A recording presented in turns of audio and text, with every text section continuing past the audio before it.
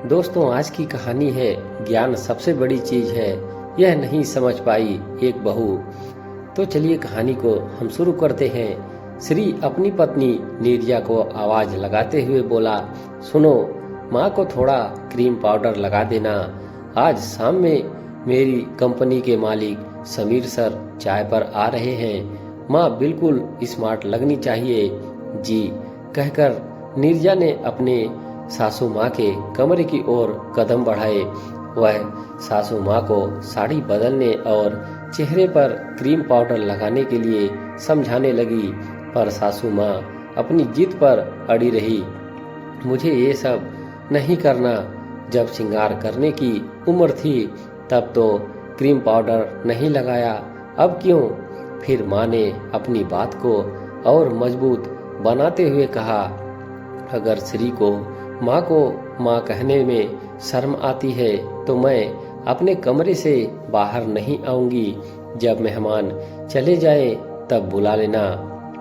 नीरजा को अपनी सासू माँ की आदतें अच्छे से पता थी। पिछले 10 साल में वह समझ चुकी थी कि उनकी सास माँ नारियल जैसी है, ऊपर से सख्त पर अंदर से ममता का सागर। एक अनुशासित प्रिय शिक्षिका जो 30 सालों तक बच्चों को शिक्षित करती रही हैं। उनके स्वभाव में कठोरता तो स्वाभाविक है। नीरजा ने माँ की बात मानकर चुपचाप रसोई में जाकर नाश्ते की तैयारी करनी शुरू कर दी। शाम को श्री अपने मालिक समीर के साथ घर में दाखिल हुआ। समीर लगभग श्री के ही हम उम्र का था, लेकिन उसकी गहरी सोच और ज्ञान के कारण सभी लोग उसे सम्मान की नजर से देखते थे। नीरजा ने नाश्ते की मेज सजा दी। समीर ने इधर उधर देखते हुए पूछा, श्री, आज माताजी कहाँ हैं? उनसे मिलने का सौभाग्य मिलेगा? श्री थोड़ी हिचकिचाहट के साथ उठ खड़ा हुआ।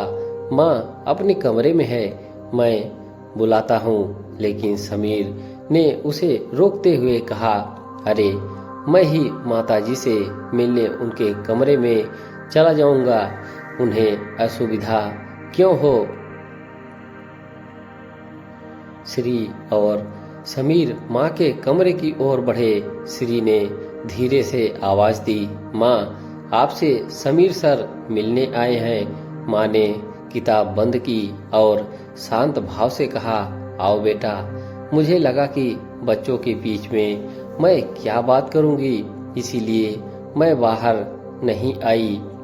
समीर ने माँ को सादर प्रणाम किया और उनके चरण स्पर्श किए। माँ ने उसे कुर्सी पर बैठने का इशारा किया और दोनों के बीच बातचीत का सिलसिला शुरू हुआ। माँ ने कबीर की साखियाँ, गीता के श्लोक और कई प्रेरक प्रसंग साझा किए, जिससे समीर मंत्रमुग्ध हो गया। माँ की बातें ज्ञान और अनुभव से भरी थी, जिन्हें सुनकर समीर की आंखों में अद्भुत चमक आ गई।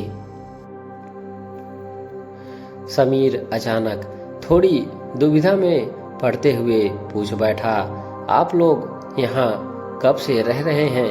माँ ने मुस्कुराते हुए जवाब दिया, यहाँ आए तो हमें 4-5 साल ही हुए हैं। इससे पहले हम आगरा में रहते थे। वहीं के एक सरकारी स्कूल में मैंने 25 साल तक पढ़ाया। समीर का चेहरा आश्चर्य से भर गया। वह भावुक होते हुए बोला, क्या आप वही दीपिका मैम हैं? माँ चौंकते हुए बोली, तुम्हें मेरे नाम से कैसे पता? समीर ने अपने भावुक स्वर में कहा, मैम, मैं उसी स्कूल में सीनियर कक्षा में था।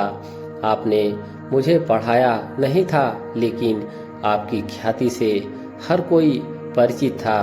आज आपकी आवाज, आपकी ऊर्जा और आपका वही आत्मविश्वास देखकर मुझे फिर से उसी पुराने स्कूल के दिनों की याद आ गई। माँ के चेहरे पर आत्मविश्वास और गौरव की चमक लौट आई। समीर ने सम्मान के साथ कहा, मैम के ज्ञान की लौ से आज भी उनके चेहरे पर अनोखा नूर है। समीर की बात सुनकर श्री को अपनी गलती का एहसास हुआ। कुछ देर पहले ही उसने माँ के चेहरे को क्रीम पाउडर से सजाने के बारे में सोचा था, जबकि माँ की असली खूबसूरती उनके ज्ञान और आत्मसम्मान में है। माँ की प्रशंसा सुनकर श्री का सिर शर्म से झुक गया। उसने महसूस किया कि माँ के लिए सच्चा आदर उनके व्यक्तित्व को समझने और उनकी गरिमा को पहचानने में है।